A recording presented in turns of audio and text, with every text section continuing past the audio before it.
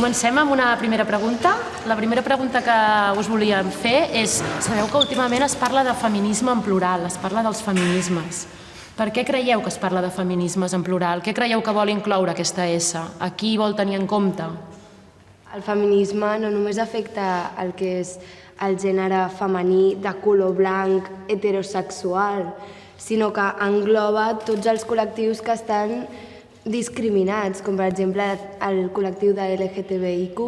No només es busca l'emancipació de la dona, que és l'objectiu principal, sinó que també hi ha diferents punts d'opressió que avui en dia estan vinculats, com deia la meva companya, al col·lectiu LGTBIQ, a la racialització de les persones. Hi ha diferents tipus de feminismes que són maneres de veure el feminisme, com poden ser el feminisme liberal i el feminisme radical. El liberal es basa més en aconseguir un poder per la dona. En canvi, el radical és el que vol destruir l'arrel del problema, i l'arrel del problema és el patriarcat. El que diu el feminisme radical és amb les lleis no canviarem res, el que hem de canviar és el sistema. El feminisme ha de com acollir totes aquestes lluites de gènere, una mica això, destruir una mica el gènere, que al final és l'arrel del problema, el gènere que oprimeix. Això sí que oprimeix a tothom. És la manera de donar veu o de donar pas a altres parts que també conformen el feminisme, i jo ho comparo amb un vaixell, no? Que dicen, vamos en el mismo barco, això és veritat, però hi ha gent que està a la coberta del barc i té sol i té aire, etc.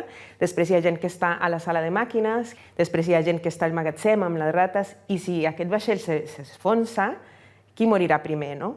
Doncs jo crec que aquesta ESA parla d'aquesta gent que no està a la coberta del vaixell, o sigui, tota la gent que, si parlem només de la generalitat, no estarien incloses. Si bé hi ha hagut un feminisme occidental que ha prioritzat els interessos de les dones blanques, les necessitats de les dones blanques de classe mitjana, mitjana alta, sempre hi ha hagut pràctiques feministes que han volgut posar sobre la taula les inquietuds i les necessitats de dones que són racialitzades, que són trans, que no són heterosexuals i que són o migrades o de classe baixa. I un dels grans reptes que sempre hi ha hagut dins del feminisme és precisament com aconseguir unes aliances entre dones d'entorns molt diferents i marcades per condicions socials que moltes vegades són molt diferents, que a la vegada no reprodueixi totes aquestes relacions de racisme, de classisme, que també es poden produir dins del moviment feminista. No podemos pensar ahora que el feminismo va a aglutinar todas las luchas sociales, porque si el feminismo es todo, acaba por ser que el feminismo es nada. Y resulta muy curioso cómo se intenta separar a partir de ese concepto de feminismos, porque es el único concepto al que se pone en plural. No hablamos de sindicalismos, no hablamos de socialismos, no hablamos de ecologismos y no hablamos de machismos. Hablamos de machismo. Por lo tanto, yo soy más de buscar nuestros puntos de unión, nuestros puntos lamentablemente de violencia que todas tenemos, por supuesto en función de nuestros contextos, y hablar pues de feminismo. Educant els homes i a les dones també aconseguirem el que el feminisme vol. Jo crec que els homes poden ser feministes o més ben aliats, però que estan lluitant des d'una altra posició que a nosaltres també les dones ens va molt bé, perquè és la lluita des de dintre. I jo crec que és molt més difícil adonar-te de l'opressió si tu no ets qui l'estàs sentint que adonar-te si l'estàs sentint. Però si ens ajuntem tots, que jo crec que és una lluita de tots, perquè també, el masclisme també afecta els homes, d'una manera diferent però també els afecta. El paper de l'home molt més secundari, de donar suport, sobretot de construir-se seria el més fonamental. S'haurien de centrar els homes, ens hauríem, i tothom en general, a de construir-nos, revisar-nos tot el que fem malament, perquè és natural que fem malament. Si l'home no canvia la seva manera de pensar i no eduquem d'una altra manera, al final la dona no podrà combatre això. El sistema imposat binari de gènere és un dogma que ha sigut imposat, però no obstant això hi segueix havent una discriminació cap al sexe femení, cap al sexe de la dona, i això és una lluita a combatre.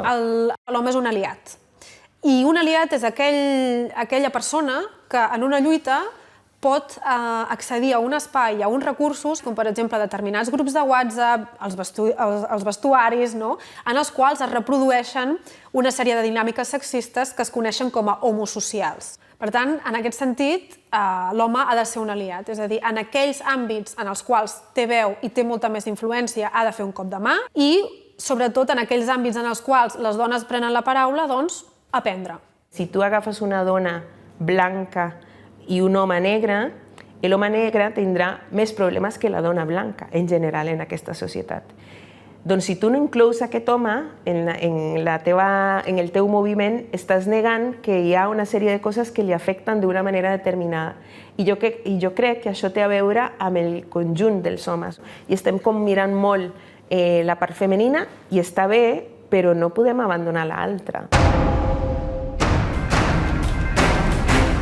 M'agradaria parlar una mica de tots els debats que hi ha al voltant del cos, del dret al propi cos, no? I de l'ús que fa la dona del seu cos, i que generen molt de debat i que crec que generen divisió dins mateix dels feminismes. En una part estic a favor de legalitzar la prostitució, per l'altra no, perquè les administracions no controlen, no sé com dir-ho, el rapte o capte de dones per màfies. Crec que ja el fet fa inferior a la dona, perquè no veus la prostitució dels homes igual. O sigui, jo quan vaig a qualsevol lloc veig una quantitat de dones a la carretera i no veig una quantitat d'homes a la carretera fent el mateix servei. Llavors, ja això afavoreix el patriarcat. És que no estan fent el que volen amb el seu cos. És que la majoria de dones que estan treballant com a prostitutes estan sent explotades per proxenetes que s'estan lucrant a les seves espatlles. Però també hi ha dones que ho estan fent perquè volen. Llavors, és com una contradicció molt gran i un debat superbèstia. Aquí estic d'acord amb que és una contradicció i un debat molt bèstia, absolutament, perquè crec que sí, que partim d'un lloc que no només té a veure amb la prostitució, té a veure amb les dones migrades, té a veure amb gent que potser a vegades hi ha gent que es prostitueix perquè vol, però hi ha molta gent que ho fa perquè no té altres opcions. Però per mi la part important és a dir, el cos femení és un negoci, la prostitució és el resultat, no és el problema. Si a la gent li estàs dient que necessita diners per garantir-se un mínim de benestar i hi ha gent que et diu que prefereix mantenir relacions sexuals abans que fer segons quines feines, és que quina mena d'ofertes laborals donem sobretot a les persones més vulnerables, a les dones trans que tenen un 70 o 80% d'atur. Els estem donant altres sortides? A les dones migrades amb la llei d'estrangeria, què els estem donant? Per mi aquestes preguntes són molt més interessants que no decidir si una dona consenteix o no consenteix, perquè això és una conseqüència. I estem fent pagar a les treballadores sexuals un fracàs col·lectiu. La abolición de la prostitución es lo más transversal y lo más interseccional que hay.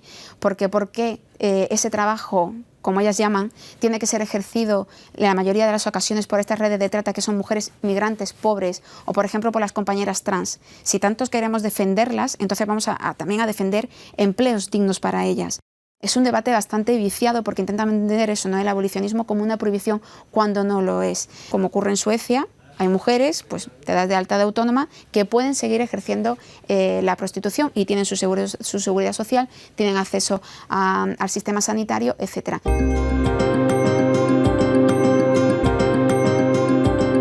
Jo veig a moltes noies que sí que el 8 de març pengen Insta-stories, 8 de març, van a la manifestació, però després són les primeres en anar a discoteques supermasclistes que entren gratis només per ser noies i si han d'anar vestides d'una certa manera. I són moltes coses que és un treball personal, però també un treball de foc al patriarcat, foc al capital que ens està inculcant aquestes coses i que el feminisme burgès no ens representa. El moviment feminisme va néixer molt vinculat amb les lluites ecologistes de defensa del territori. Si vull decidir sobre el meu cos, també vull decidir sobre el meu futur, sobre el meu país, sobre el meu futur, al final que ens estan prenent. Sobretot educació, què passa? Que l'educació, sí, els que estan fent de professors, tampoc han rebut aquesta educació, és molt complicat això, vull dir, amb tot el que estem parlant ara, perquè estem en un ambient molt guai i tot, però la realitat de fora és una altra, vull dir, xaparant el Maragall amb tot el que estem dient aquí, saps? És veritat. Sí. Tenim l'estructura masclista, l'estructura colonialista, l'estructura racista, classista, etc. Perquè és com hem viscut i com hem après a entendre aquest món, no? I d'alguna manera fer aquest exercici de dir estem parlant, no només les feministes, sinó qualsevol moviment social, està parlant de l'estructura, més enllà de les persones. Muchas veces me han interpelado en las conferencias y me han dicho, ¿es que una mujer de derechas no puede ser feminista? Y claro, es que la agenda feminista es muy amplia. La mayoría de las mujeres de derecha, cuando tú hablas con ellas, lo que te trasladan es que para ellas el feminismo pues, es trabajar, tener espacios, cuotas de poder. Y claro, hablamos mucho del techo de cristal, pero hablamos poco de los suelos pegajosos, de las mujeres que están en esa situación de pobreza, las que incluso trabajan sin seguro, las que cobran muy poco, las que están en situación de precariedad. Y ese es el feminismo que a la derecha no le gusta. Ser feminista i de dretes i només interessar-te pels drets d'un grup concret de dones, sí que ho pot ser. És el desitjable? S'està veient que no, perquè només fixant-te en una base d'opressió, que és el gènere, no aconsegueixes solucionar els problemes d'altres dones, que estan creuades per altres coses. Això és la història del feminisme occidental i segurament és la història del feminisme en altres països. Tenemos enfrente una ultraderecha que incluso está cuestionando conceptos básicos como los derechos que hemos conseguido en los últimos años y que estamos viendo que no están garantizados. Yo ahora no siento la unión que había en el feminismo hace 3 años, cuando explotó el primer 8M. Y a mí me gustaría volver a recuperar aquel síntoma de unión en el que todas nos mirábamos a los ojos y nos reconocíamos.